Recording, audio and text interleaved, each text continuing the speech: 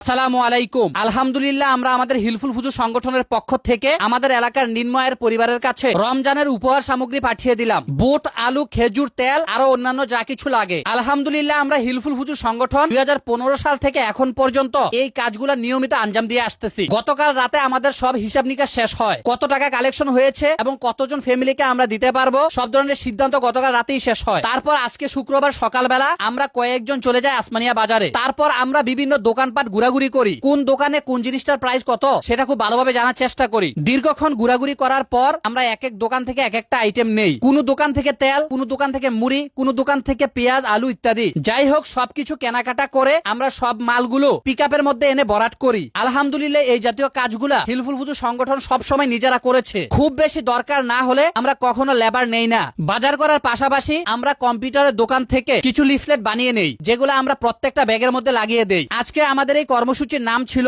ইফতার বিতরণ কর্মসূচি 2025। এই সবগুলো মাল প্যাকেট করার জন্য আমাদের যথেষ্ট পরিমাণে পলিথিনের দরকার ছিল। আলহামদুলিল্লাহ, সেগুলো আমরা মুদির দোকান থেকে নিয়ে নেই। আমরা বাজারে 5 জন গিয়েছিলাম। আসার সময় আমি আমার গাড়িতে চলে আসলো, বাকি 4 জন মালের সাথে পিকআপে করেই বাড়িতে আসে। এটা একটা অন্য লেভেলের আনন্দ। গ্রামের ভিতরে মালগুলো নিয়ে ঢুকে তারপর সেগুলো আমরা জাকির কাকার বাড়িতে নিয়ে উঠাই। গত বছর আমরা আমাদের মালগুলো প্যাকেট করেছিলাম আমাদের হিলফুল ফুজুর সংগঠনের সভাপতি মোহাম্মদ কবির সিকদার সাহেবের বাড়িতে, কিন্তু এবছর যাতায়াতের সুবিধার্থে আমরা সেগুলো জাকির কাকার বাড়িতে নিয়ে যাই। যেহেতু আমরা এখনই প্যাকেট করে ফেলবো এবং আজকের মধ্যে সেগুলো বিতরণ করে ফেলবো, এজন্য মালগুলোকে আর ঘরে না নিয়ে বাহিরে একটা চট বিছিয়ে সেখানেই প্যাকেট করা শুরু করে দেই। প্যাকেট করার ক্ষেত্রে আমরা একটা সিস্টেম সবসময় ফলো করি। যেমন মনে করেন, প্রথমে আমরা 1 কেজি বুট মাপি একটা বোতল দিয়ে, তারপর আমরা খেয়াল করি বোতলটা কতটুকু ভরাট হয়েছে, সেই অনুযায়ী পরবর্তীতে প্যাকেটগুলো করে ফেলি। তারপর একসাথে সেগুলো মাপ দিয়ে ফেলি। যদি ঘাটতি থাকে কিছুটা দিয়ে দেই, আর যদি অতিরিক্ত হয়ে যায় সেটা রেখে দেই। এভাবে করার কারণে দেখা যায় কাজগুলো আমরা খুব সহজে করতে পারি এবং অনেক বেশি দ্রুত করতে পারি। যদি আমরা সবগুলা প্যাকেটে ভরার সাথে সাথে মাপ দিতাম তাহলে আমাদের অনেকগুলো পাল্লার দরকার হতো।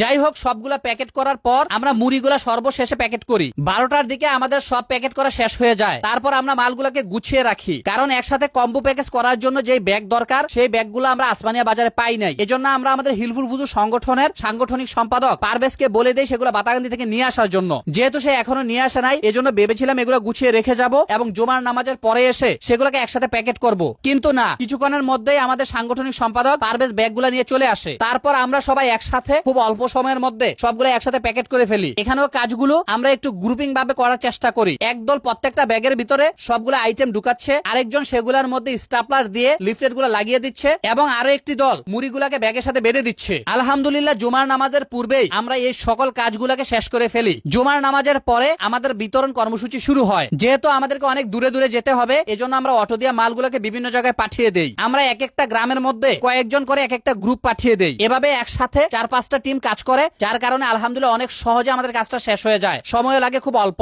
তার পাশাপাশি বিভিন্ন গ্রামের প্রতিনিধিরা তো আছেনই। আমাদের এবারের কাজে আমাদের প্রবাসী সদস্যরা, প্রবাসী হিতাকাঙ্ক্ষীরা, তার পাশাপাশি যারা আমাদেরকে সবচেয়ে বেশি সাপোর্ট করেন আমাদের ইসলামপুরের ব্যবসায়ীরা, ওনারা আমাদেরকে আর্থিকভাবে অনেক বেশি সাপোর্ট করেছেন। ওনাদেরকে অসংখ্য ধন্যবাদ। আমাদের হিলফুল ফুজুর সংগঠনের সভাপতি মোহাম্মদ কবির সিকদার এবং সহসভাপতি মোহাম্মদ সবির সরকারও এই কাজে বিশেষভাবে ভূমিকা রাখে। তার পাশাপাশি আরো 2টা জিনিস শেয়ার করছি। আলহামদুলিল্লাহ, আমাদের পোড়াকান্দির স্কুল পাড়ার আরো একটি সংগঠন আবাবিল সংগঠন থেকেও কয়েকটা গ্রামের মধ্যে ত্রাণ সামগ্রী বিতরণ করা হয়। তার পাশাপাশি আমাদের পোড়াকান্দি গ্রামের কৃতি সন্তান প্রবাসী রুবেল ভাইও অনেকগুলা মানুষকে ত্রাণ সামগ্রী বিতরণ করে। রুবেল ভাই একাই গত বছর অনেকগুলা ফ্যামিলিকে ত্রাণ সামগ্রী দিয়েছিলেন, এবারও আলহামদুলিল্লাহ তার চেয়ে বেশি কাজ করেছেন। আল্লাহ রাব্বুল আলামিন রুবেল ভাইয়ের কাজগুলোকে, আবাবিল সংগঠনের কাজগুলোকে এবং হিলফুল ফুজুর সংগঠনের সকল কাজগুলোকে কবুল করুক। সকলে দোয়া করবেন আমাদের জন্য। ধন্যবাদ সবাইকে।